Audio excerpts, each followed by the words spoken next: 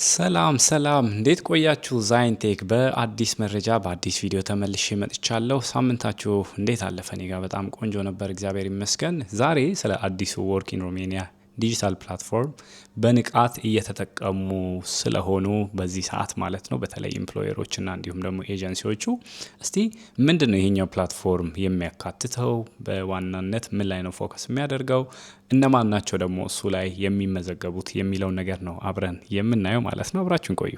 ሼር፣ ላይክ፣ ሰብስክራይብ ማድረግ እንዳትረሱ። አዲሱ ወርክ ኢን ሮሜኒያ ዲጂታል ፕላትፎርም ማለት ነው የሮማኒያ የውጭ ሀገር ወይም ኤክስተርናል ሰዎችን ለማስመጣት የስራ ፈቃድ ሂደቶችን ለማስተናገድ የተዘጋጀ አዲስ ፕላትፎርም ነው ማለት ነው። እዚህኛው ፕላትፎርም ላይ ከተጀመረ ጊዜ ኦር ቀናቶች ጀምሮ አሁን ኦልሞስት ወደ 7-8 ቀናት ይሆናል ማለት ነው። በእነዚህ ቀናቶች ውስጥ ከ350 በላይ የሚጠጉ አፕሊኬሽኖች ተደርጓል ኦልሬዲ። የሚገርመው ከነዚህ ከ350 በላይ አፕሊኬሽኖች ውስጥ ወደ 11 የሚሆኑ ማመልከቻዎች ወይም አፕሊኬሽኖቹ ሙሉ በሙሉ የተጠናቀቁ ናቸው። ተጠናቀውም ለሮማኒያ አይጂአይ ወይም ለኢሚግሬሽን ኦፊስ ኦልሬዲ ሰብሚት የተደረጉ ናቸው። ሌሎች ማመልከቻዎች ግን አሁንም በሰነድና በመረጃ ማሟላት ሂደት ላይ እንዳሉ ነው የሚያሳየው ማለት ነው። ስለዚህ ተጠቃሚዎቹ ደግሞ ሁሉንም መረጃ ሰነዶች ካሟሉ በኋላ ማመልከቻውን ቀጥታ ለኢሚግሬሽን ኦፊስ እንደሚልኩ ነው እንግዲህ የሚያሳየው። ሶ ወርክ ኢን ሮሜኒያ ምንድነው? ምን ያደርጋል? ይሄኛው ፕላትፎርም ምንድነው በዋናነት የሚሰራው?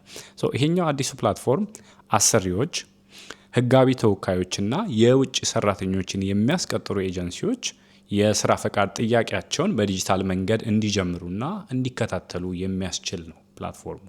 ከዚህ በፊት የነበረው ፖርታል የሚባል አለ፣ የአይጂአይ ፖርታል ማለት ነው። እሱ ላይ አንድና አንድ አክሰስ ያለው የኢሚግሬሽን ኦፊስ እና እሱ ጋር ገብቶ ደግሞ አፕሊኬሽን የሚያደርግ ግለሰብ ነው በፊት ባለው አሰራር ማለት ነው።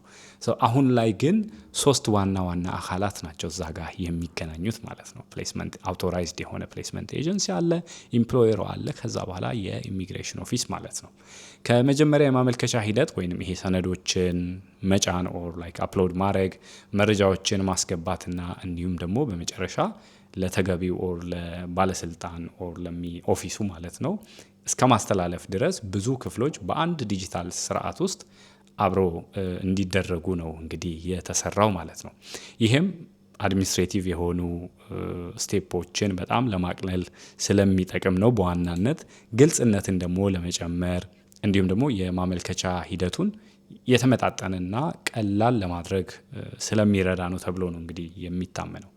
በነገራችን ላይ አይጂአይ ወይንም የሮማኒያው ኢሚግሬሽን ኦፊስ ማለት ነው ማመልከቻውን ከመጨረሻ ይሄ ከማስገባት በፊት የተሞላው መረጃ ትክክለኛ መሆኑንና ሁሉም አስፈላጊ ሰነዶች መጫናቸውን እንዲያረጋግጥ አንድ ሰው ሪኮመንድ ይደረጋል። አፕሊኬሽን የሚያደርገው ማለት ነው ፕሌስመንት ኤጀንሲዎች ሊሆኑ ይችላሉ በዋናነት። ምክንያቱም ማመልከቻው ሙሉ ሆኖ ከተላከ በኋላ ወደ አይጂአይ የማረጋገጫ ይሄ ኦር የውሳኔ ሂደት ላይ ነው የሚገባው ማለት ነው። ስለዚህ በደንብ ቼክ መደረግ እንዳለበት ነው የሚናገሩት። በአጭሩ ወርክ ኢን ሮሜኒያ የውጭ ሰራተኞች የስራ ፈቃድ ሂደትን ወደ ዲጂታል ስርዓት ለማምጣት የተጀመረ አዲስ ፕላትፎርም ነው ማለት ነው። በመጀመሪያ ቀናቶች በእነዚህ ቀናቶች ውስጥ ኦልሞስት ከሳምንት በላይ የሚሆኑ ቀናቶች ውስጥ ማለት ነው ከ350 በላይ የሚጠጉ አፕሊኬሽኖች ፕላትፎርሙ ላይ አፕሎድ እንደተደረጉ ነው እንግዲህ በፍጥነት እየተጠቀሙበትም እንደሆነ ነው የሚያሳየው። ስለዚህ ካሁን በኋላ ባለው ሁኔታ በሮማኒያ የውጭ ሰራተኞች የስራ ፈቃድ ሂደት ላይ የሚመጣው የትኛውም አይነት አፕሊኬሽን በእንደዚህ አይነት ወይ ነው ማለት ነው የሚደርሰው። በነገራችን ላይ እዚህኛው ፕላትፎርም ላይ አውቶራይዝድ የተደረጉ ሬጂስተር የተደረጉ ኢምፕሎየሮች ናቸው ያሉት። የስራ ሂደቶች ለምሳሌ የሚፈለጉ የሰው ቁጥር ይታወቃል። በየትኛው የስራ መስክ ላይ ነው ሰው የሌለው የሚለው ይታወቃል። ከረንትሊ ወደ 282 ያህል የስራ ዘርፎች ሊስት ተደርገው ነው ያሉት የሰው እጥረት ያለባቸው ማለት ነው። ሶ እነሱ ላይ ነው በየስራ ኮዳቸው ማለት ነው አፕሊኬሽን የሚደረገው። አሁን ለምሳሌ በስራ ኮድ ውስጥ ገብቶ አንድ የሮማኒያ ኤምፕሎየር የሚፈልገው ሰው እዛ ጋር ከተጠቀሰው በላይ የሚሆን ከሆነ ሪኩዌስት ማድረግ ይችላል ኢሚግሬሽን ኦፊስን። ይህን ያህል ሰው ነው። አግሪካልቸር ብለን ለምሳሌ እንውሰድ። በጣም ብዙ ሰው የሚፈልግ ሰው ከሆነ ድርጅቱ ይህን ያህል ሰው ነው የምፈልገው የሚለውን ነገር አፕሊኬሽን ላይ ሰብሚት ያደርጋል።